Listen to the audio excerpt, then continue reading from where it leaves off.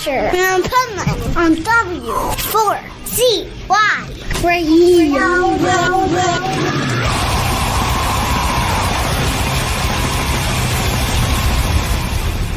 Wake up, America! It's time for the Adventures of Pipeman on W4CY.com, West Palm Beach's #1 internet radio station. Here's your host, the Pipeman. This is the Pipeman here on the Adventures of Pipeman, W4CY Radio, with the Positively Pipeman segment of the Adventures of Pipeman. And we're here with our resident pet health guru, who is also a human health guru, and has some great advice for us about raw dairy for pets. Let's learn those right choices, Bill. Hey, raw dairy, of course, is all over the place, as far as in the news, how terrible it is. I saw a report this past week, I guess it was, that we're looking at causes of death, and there were 250,000 deaths that were mentioned in articles that we're talking about raw milk. But, there was a slight problem with that.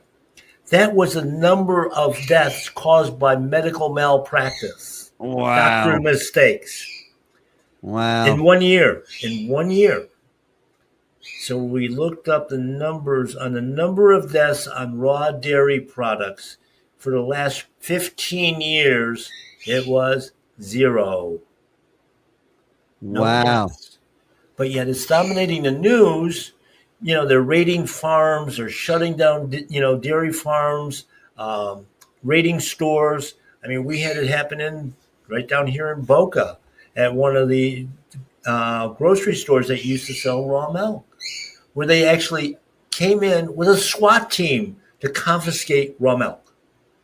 I mean, okay, but when you stop and think about it, every mammal on the face of the earth starts life with raw milk. Huh. It's a substance of life. And yet What a concept. we've been brainwashed that raw milk is dangerous. Why? It's very simple. It's a very simple thing. Big food they're looking to save money on expenses, but maximize profit. In order to have raw dairy to be safe, according to what the government tells us, we have to have it pasteurized, sterilized, whatever, because it's coming in contaminated. Well, if your food supply is coming in contaminated, where's the contamination starting? On the farm. Yeah. Okay. Makes sense. So if your barn is dirty, if your dairy barn is dirty and you've got sick cows and they're on, antibiotics and hormones and steroids and things of that nature, okay, and on bad feed, bad sheep feed, GMO corns and soys and things like that, I can produce a lot of milk, or at least a white substance that looks like milk, and send it over to a factory, basically, which is what the dairies are, add a bunch of filters on there and take out the parts that I want, parts of the heavy cream, we can sell that separately. I can take out the whey and we can sell that as a supplement for the workout people. I can take out the lactase, which is the enzyme that's in milk that allows us to digest it. So now we're all lactose intolerant. We all have dairy allergies, that sort of thing, because we can't digest it properly. But that enzyme was processed, put into a jar, into a bottle, sold at the pharmacy, so you can now digest milk again. Where in a raw product, it's there. It's complete. And it goes back even farther than that, is the economics of it. Okay, if I'm producing a ton of milk, literally, cheaply, I'm going to make more profit. That sort of thing. Now, the typical dairy cow that you see on commercials and on, all the brochures, programs, everything else, you see these huge black and white Holstein cows. Those suckers make up to 15 gallons a day. They're nothing Wow. more than a producing machine, but there's no nutritive value to it because they've been fed bad, they've been given hormones, enzymes, that sort of thing, but they provide a large quantity. Now, when we go to the farms that basically specialize in raw milk, okay, those barns are spotless. Those milking parlors are spotless. They're generally small individual farms as well. I mean, a good-sized farm might have 150, 100 head of dairy cows that they're taking care of. The average Holstein dairy might have 1,000 or 2,000 or 3,000 that they're milking every day. So the quantity of milk is going to be tiny because these raw milk people are using Jersey or Guernsey cows, which are about half the size.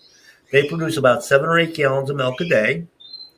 However, when you buy that milk, when you consume that milk, and you have it in your glass jar, your milk jug, there is up to 1/3 of it is cream, butterfat. Wow. Nutrient dense, completely different product than what we're getting out of those Holsteins that have almost no cream at all. But when you look at the price, raw milk is going to be more expensive. Yeah. And because it's nutrient dense, because it's a clean product, we don't have to process it. And of course, if it's not processed, the government makes no money because they've got to have their inspector at the dairy. They don't have it at the farm. So we just lost a whole bunch of government employees, which is probably the worst thing in the world that could ever happen. We need those government employees all the time, those inspectors that are standing there looking at the milk coming out. Very essential. Yes, exactly. And of course, we're running the same thing with slaughter and everything else. But it's a pure product, and it's healthy. And of course, who complains about people selling raw milk? The big dairies, the big food companies that own them. Yeah. Okay, because they can't sell their product against a good, a quality product. And of course, on the other side of that, you've got all the medical people that are jumping on the back side of that because we're selling a product in raw milk that has natural antibodies in it, probiotics in it, prebiotics in it. Okay, so we're actually healing the body, and we don't need a doctor. It's funny, and a little bit of the history on how this whole phenomenon happened. Back in the late 1800s, when cities started to come together, the farms were outside the cities, obviously, and the more population is there, the more demand there is for product. Well, we didn't have refrigeration back in the late 1800s. So we had to basically carry the milk into the cities if that's what they wanted. Well, chances are no refrigeration, on a wagon, several hours in the sun. Bad product. It's already starting to ferment. But actually, that's not actually bad in raw dairy because now you have basically the formation of what we call today either kefir or yogurt. That's funny because I was going to ask you about that goat milk that you buy called kefir that I've tried and I cannot drink that. It's either do I. But that's a fermented milk. I mean, I literally have clients that leave their raw milk on the counter up to a month. And we think it's souring, but it's not souring. It's not bad. It's not turning bad. It's just changing form. Yeah. But how this all happened? Because we could not get the milk into the cities, in the big cities. The biggest industry in these big cities at that point in time, with the exception of some manufacturing jobs, as we started to produce cars and bicycles and stuff like that, was distilleries, making booze, if you will, alcohol. Okay, breweries, distilleries, all of that, and they use a tremendous amount of grain. And of course, that's how they make it. They ferment that. But after the fermentation process, as they extract the liquid, we have to dispose of the grain. That's already basically very, very bad. They found that they could feed that to cattle as a feed, and they would survive. I'm not going to say they'll thrive, that it was good food for them, but they could survive. So the breweries actually built dairy facilities, basically just warehouses where they kept dairy cattle, and to compete against the farmer. They can't bring it in. So now I've got fresh milk in the city that from cows that are dying because we're feeding them poison. The conveyor comes right out of the distillery and into the barn.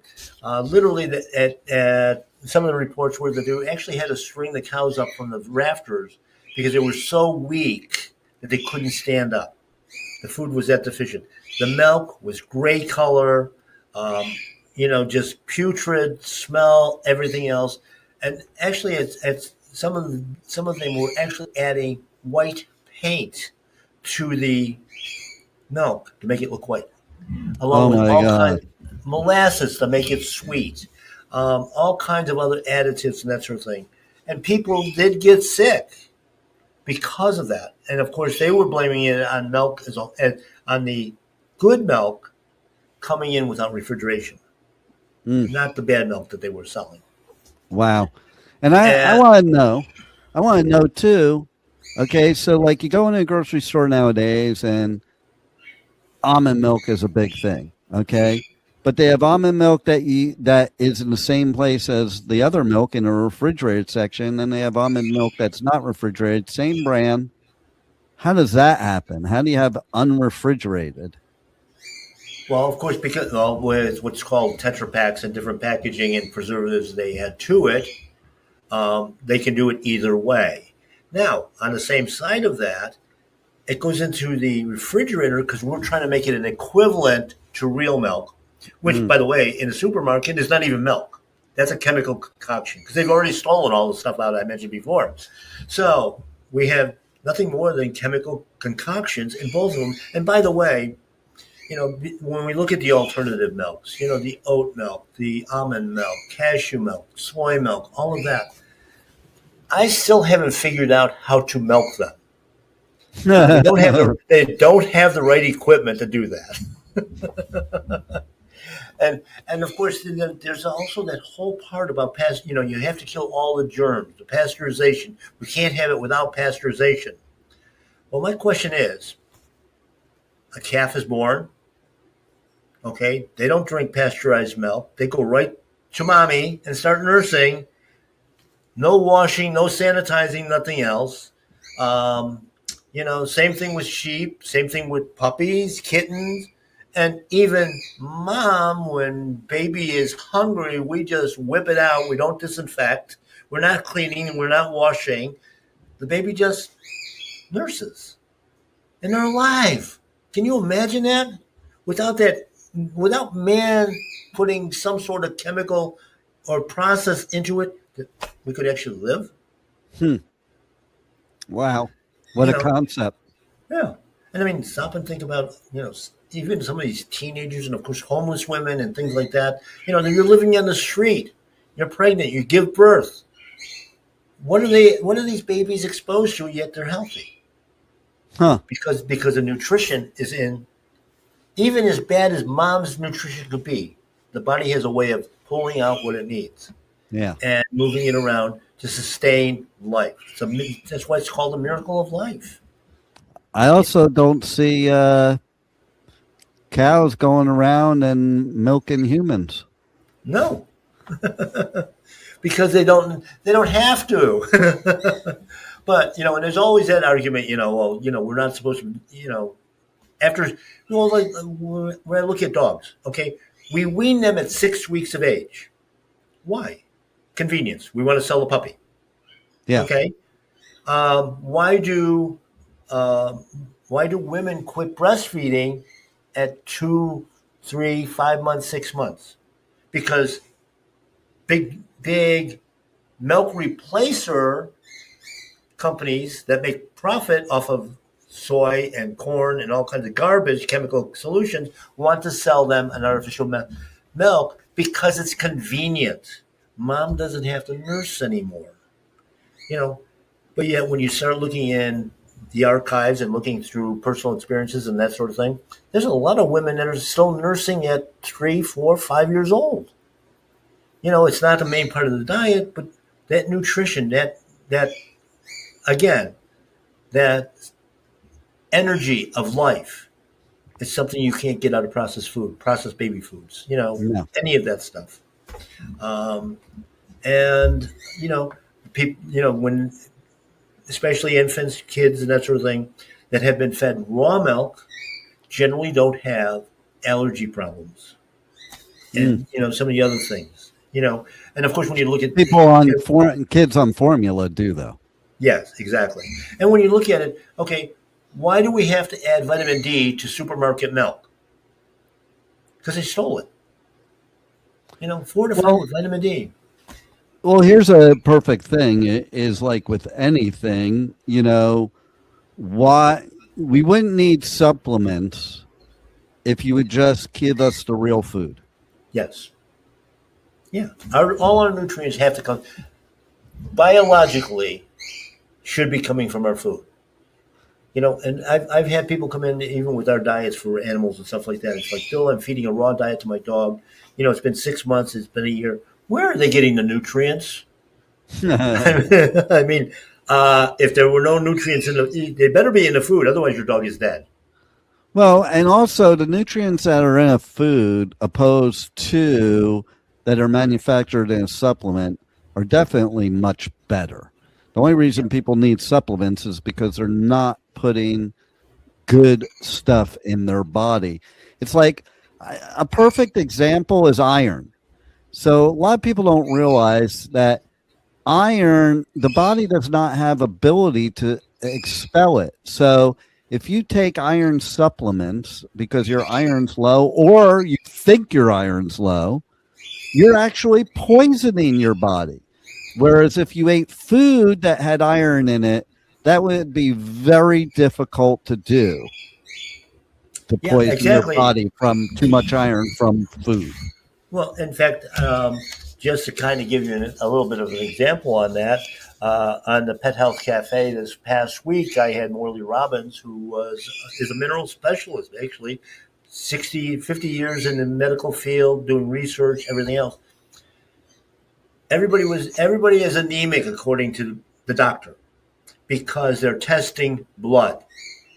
There's very little iron in the blood quite often because it's stored in tissue. Which is why the body can't expel it. Exactly. It's got to be freed. But it's also blocking the copper on top of that. And that I recommend that people go on and listen to that interview on Pet Health Cafe because it tells you a lot about that. And it's the truth. We're actually poisoning ourselves with these medications and that sort of thing, the iron. Nature has a way of making it perfect, bioavailable. Supplements are not, they're synthetic. The body doesn't know what to use it. And of course, the problem with that, because it doesn't know what to do with it, it has this use it, in nature, it's use it or lose it. Any excess is going to come out of your body. Yeah. In synthetics, the body says, I don't know what the hell to do with this. Why is he giving this to me? Let me store it in my body for later on in case I find a use for it. Let's store it in fat cells. I'll give you a good, sorry, go ahead. What's the biggest issue that people are dealing with today? Being overweight, fat. And, the body's a lot like... storing all this stuff for later. Exactly. And here's the funny part about it that I talk about all the time. Our body is like women with shoes. When they get too many shoes in the closet and it's full, they don't throw any out. They have somebody make them another closet for more storage. The body's the same way. When I'm filled with toxins, I build more fat cells to store it. It's that simple. I'll give two examples too, okay, personally. Okay, so one is, first of all, when your body's storing it for later use, it's kind of like, it's like when I have these folders in my Outlook and I store the emails that are not important to me.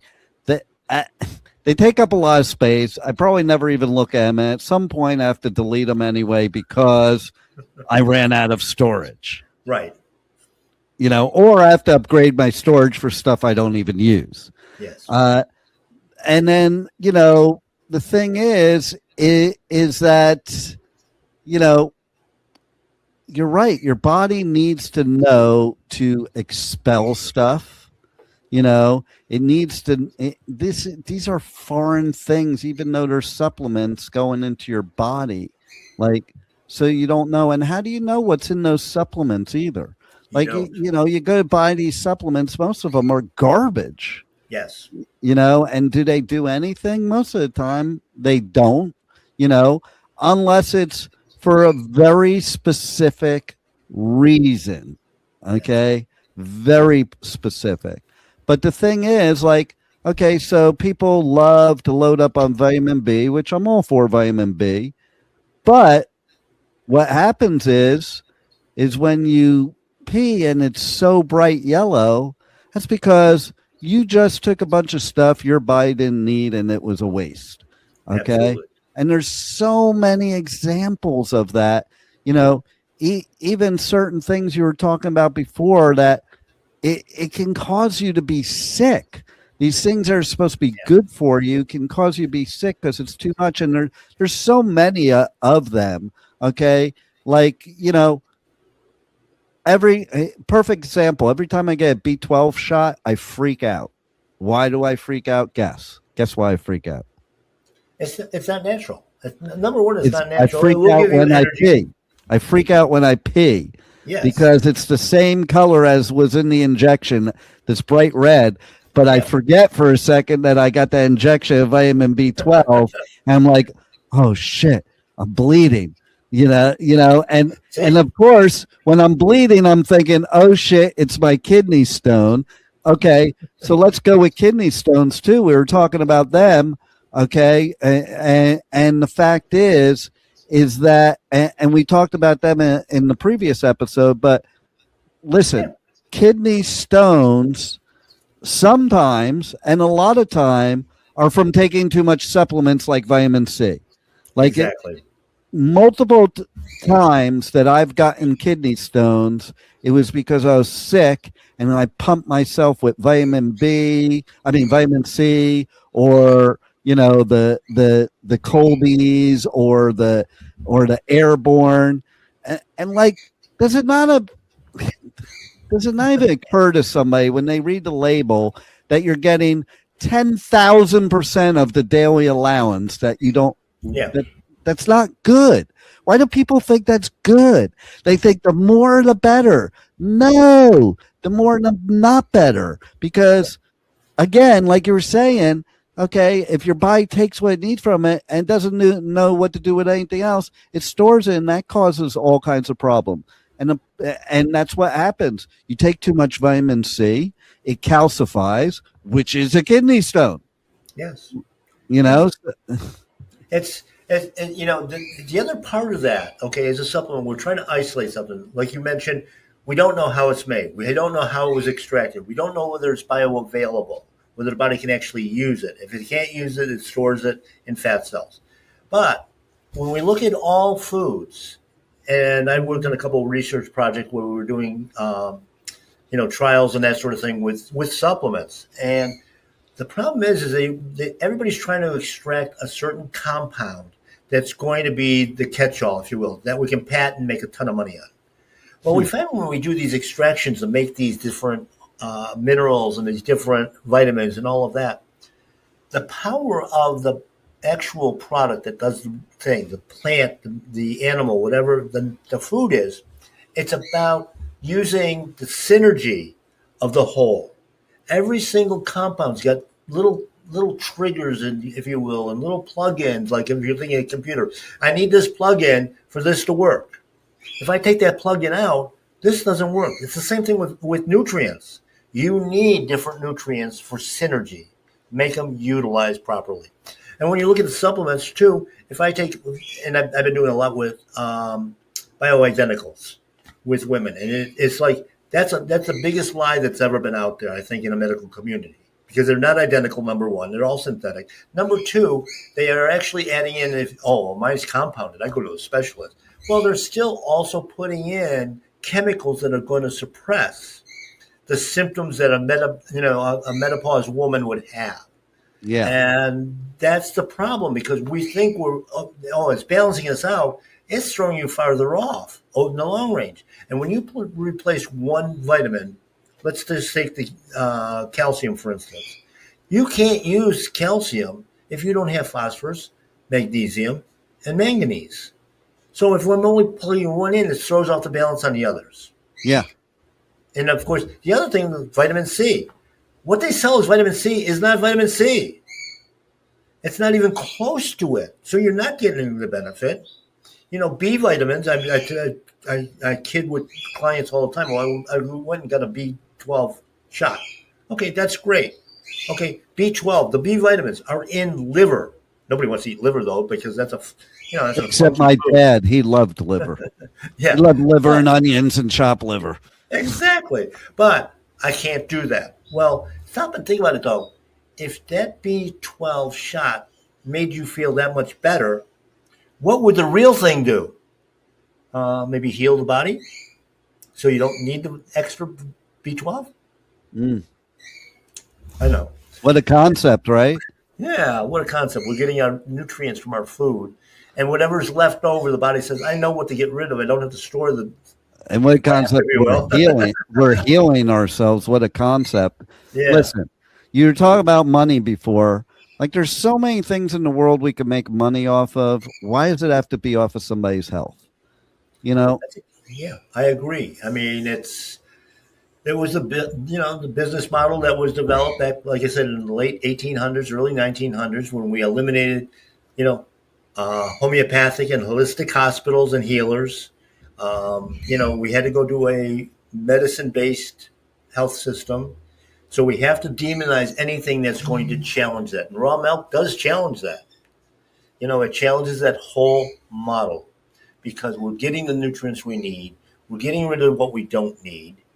And when we look at the synthetic forms, okay, that's when the allergies start up, like you said, lactose intolerance, all these secondary issues. And they don't just stop there. Of course, that, the calcium formula that's in raw milk, that's what builds your bones, your structure. Without structure, you're just a blob. Your teeth. I mean, dental stuff is rampant because of that. And it's not actually it's not about the tooth in the dental area.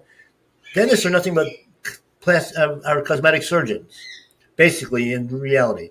90% of all dental problems are because of bone loss. Yeah. Okay, so why do we have bone loss? We don't have calcium, magnesium, manganese, phosphorus in a usable form. We need, in order for that complex to work, we need vitamin D. We need vitamin K2. We need a bunch of hormones. Our hormones are all screwed up because we put synthetic hormone-based milk in that product. So we screwed up the whole system. We did. That's what our body is. That's what blows my mind is we have to buy stuff that's, poison-free, hormone-free, blah, blah, blah, and pay more for it. That's stupid. Like, it should be cheaper, actually, you would think. But how do people find out more info about you, the Pet Health Guru, advice they can get from you and your show and all of your great real food for pets? They can always go on to a live show on Thursday nights, 8 o'clock, on all of our channels here, Pet Health Cafe, and listen to me rant like this on a regular basis, spreading the word. Pet Health Cafe, the Pet Health Guru's there, that's me, and we give the information on an ongoing basis. 18th season, unprecedented, way before podcasts, we were doing podcasting and internet radio. But the information is there, so you can at least, if you want to go down that road, that's a place to start, because then you can start to, when you hear the concepts, hear what we've brought forth for the last 18 years, it'll trigger the questions. When you do that, you can either do a personal consultation with me, or you can go to MyPaleoPet and MyPaleoPet.com, the store and the website, and look at the products that are there. And then start to do your selection. Have a great team behind me that can help you make the selections for the health issue that you may have. We don't make health advice. We just feed the body so that it can do it. And your body actually does make those choices. And yes, we do carry raw dairy, raw milk products into there. We have to label them because of labeling laws for not for human consumption, because heaven help us that something that is living, it's a living product, is going to go into your body and heal you. What a concept. I know. And then we do various forms of it. We do the milks. We do probably the best raw chocolate milk that you could ever have. And actually, it's been proven that those of you that work out in the gym and everything else, raw chocolate milk made with real cacao, this is what we sell, is the best recovery supplement that you can give. And it's been scientifically proven. I mean, it's out in research now. We also do yogurts and, kefirs and raw butter. I mean, nothing better to cook in than raw butter. I mean, it's unbelievable, the taste and the flavor. And it doesn't cause high cholesterol, contrary to popular belief. And so I'm able to be reached there. The store number, 954-971-2500. Like you say, consultations are available there as well. Pet Health Cafe to listen to all the background stuff, formulate your questions, and I'm there to help. Well, once again, great help to everybody and all of our listeners, and we look forward to more from you. I think next week we'll be talking about some home remedies that will help people out. So everybody make sure to tune in next week. But stay tuned here because we're doing some festival ticket giveaways coming up next, and then we will have our resident business expert, Michael Barbarita, give us some powerful business strategies that will help your business grow in 2026. So stay tuned. We'll be right back. Incarceration, America's rock, metal, and tattoo festival returns this summer with Limp Bizkit, Disturbed, Bad Omens,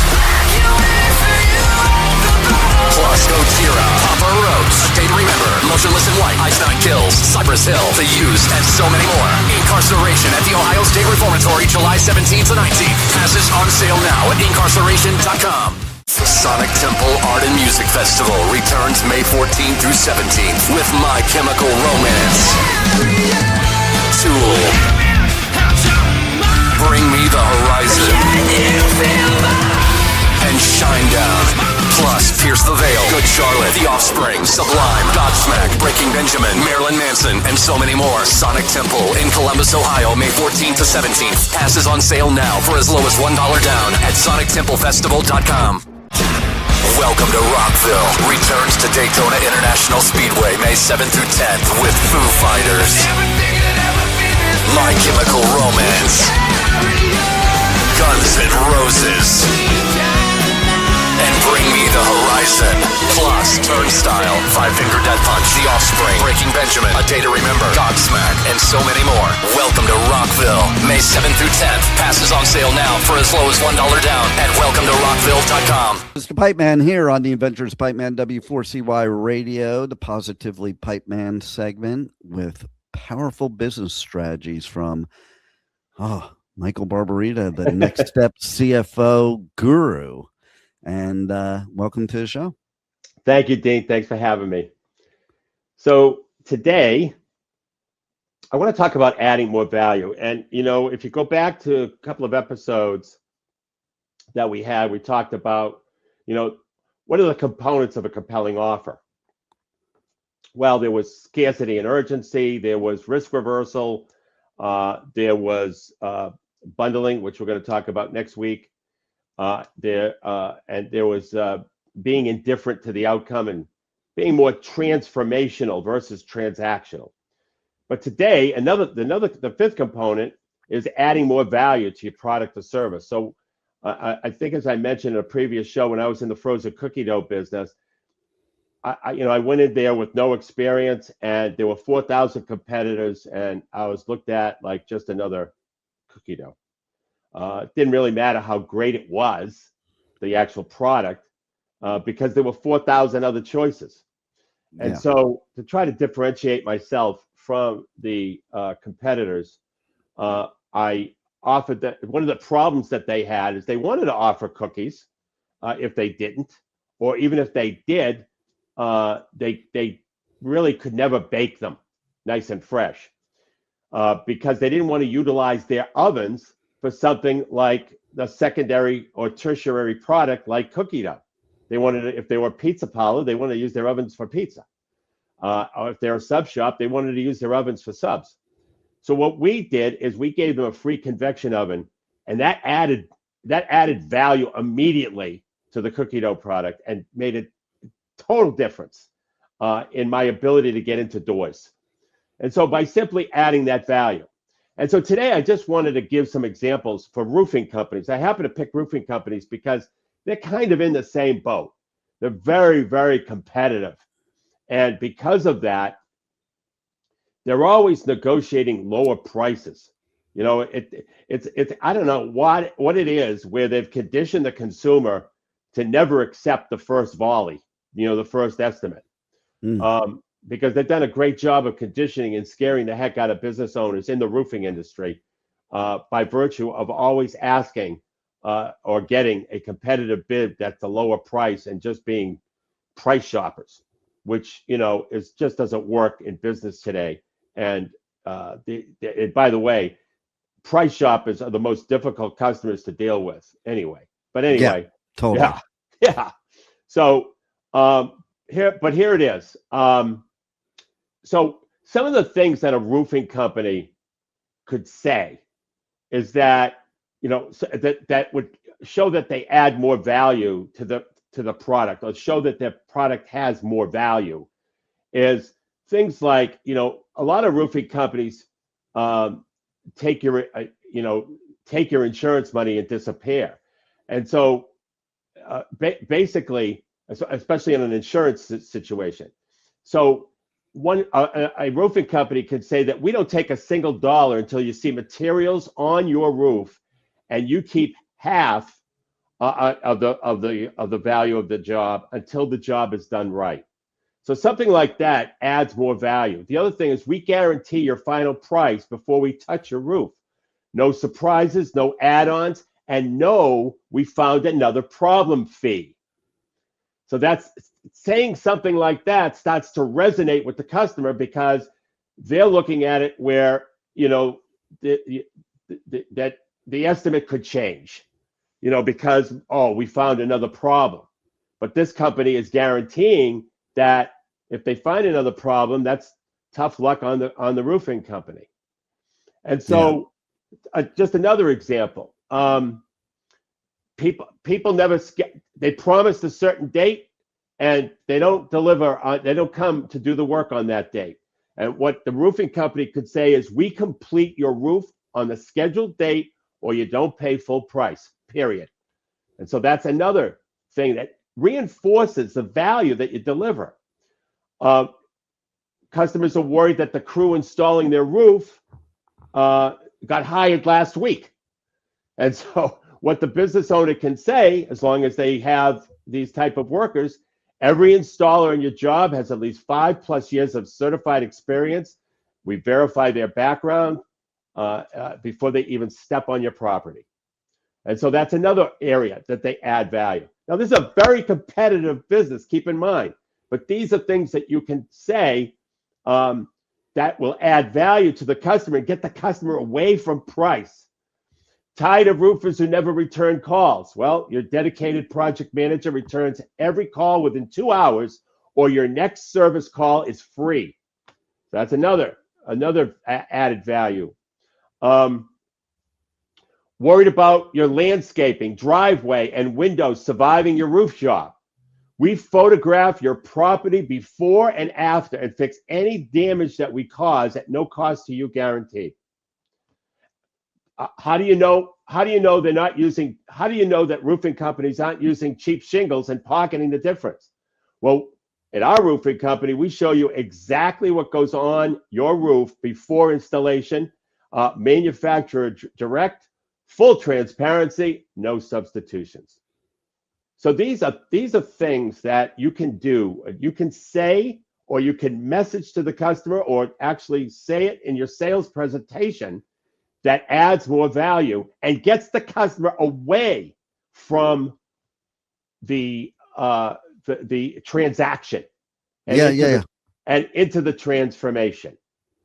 I think a lot of times people focus on price only because you haven't presented any value to them yet, and so that's the only thing they can go by. That's exactly right, and so we keep reinforcing. One of the clients, a couple of the clients we have are in the roofing industry, and it's a very competitive. But it's very hard to get the business owner not thinking about price. And dropping their price and how much, because sometimes it's endless. They're dropping their price, and they're looking at the gross profit. Here's something that they get that can trick them. They look at the gross profit dollars that they'll get on a job. If the job is $15,000, they might get $3,000 or $4,000 of gross profit after bending over on the price. They'll say to themselves, "That's $3,000 to $4,000 that I could use." That's just not the way to look at it. Yeah. It's just not. Because if you do those jobs in high quantity, you're not going to cover your overhead, and that's what's happening with a lot of these roofing companies. Their margins are thin to begin with, yet they're bending over just to get the jobs, and that can't happen. And that's just roofing. There are other industries. Look, the frozen cookie dough business. There were 4,000 competitors doing the exact same thing. There was only one way to differentiate, and it opened so many doors. And I even lost money on the opening order, but I understood. I believed in my product, and I understood in the long-term value of the customer. That's the bottom line too with anything you're going to buy is it's not what it costs, it's what the value of it is, Right. So. But the mindset of the business owner, and this is why mindset is so important in business. The mindset of the business owner is they're putting themselves in the position of the customer, and they're using either their wallet or a lower end wallet, and they're saying, they probably can't afford it. Let me give them a break. That kind of thing. It just doesn't work. Long term, it's just a disastrous strategy. When I train salespeople, one of the things I train them on is exactly that, because of the fact that, listen, I mean, sales is a transfer of emotion. I don't think any salesperson should get in the mindset, and they do all the time, what they would do if they were the customer. Because not everybody's the same, so if you go in with that attitude, you're like you were just describing, you're going to have an issue. That's number one. Number two is the fact that, basically you have to find out what's valuable to those prospects and provide that value to them. And that value doesn't necessarily, and most of the time doesn't just mean price. Like you said, incentives, something that gets them to act. Listen, I've bought stuff before just because of something stupid. Like, oh, you're giving me this, like if I'll give you a perfect example. There's one restaurant on their Dine Rewards. Every time you don't come for a while, they send you $10, okay, to use. So, of course, I'm constantly going back to the place because they keep giving me $10. Right. What I'm not thinking about is the fact that I'm spending more than I would other places, even though I'm getting that $10. That's right. I just think of, I'm not going to, and I do think of it as, I'm not going to throw away a free $10. They're giving me a free $10. Why am I going to throw it away? Exactly. And then sometimes when I don't take advantage of it, I'm smart enough to realize, I just spent $10 on my dinner at home, opposed to spending $50 to get $10 off. Wow. Incredible. Yeah. But that's it's incredible. psychology. Right. And that when you add more value, it gets the customer away from thinking about price and more in the situations that I described. They might have heard, stories about people not showing, contractors showing up late. Most people understand that. They might have heard stories about when their insurance claims, they take 100% of their money up front, and then they just sit on it and do the job like 7 weeks later. Yep. All of those things, all of those horror stories get you away from the transaction and into understanding the real value that's being offered. Totally. And how did they reach out to you to find out your real value? Okay. Well, go to nextstepcfo.net.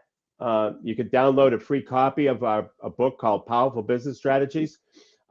We also update our book by providing book interviews. So go to nextstepcfo.net/contact. Love to interview business owners for the next edition of my book. And the quid pro quo is that you'll learn strategies that your competition isn't doing. Go to nextstepcfo.net/contact, fill out the contact form, and in the message section, write the words book interview, and I'll send you a calendar link. Nice. Well, thanks again for some amazing advice for our businesses out there, and thanks for being on the Adventures of Pipeman. Thanks for having me, Dean. Thank you for listening to the Adventures of Pipeman on W4CY Radio.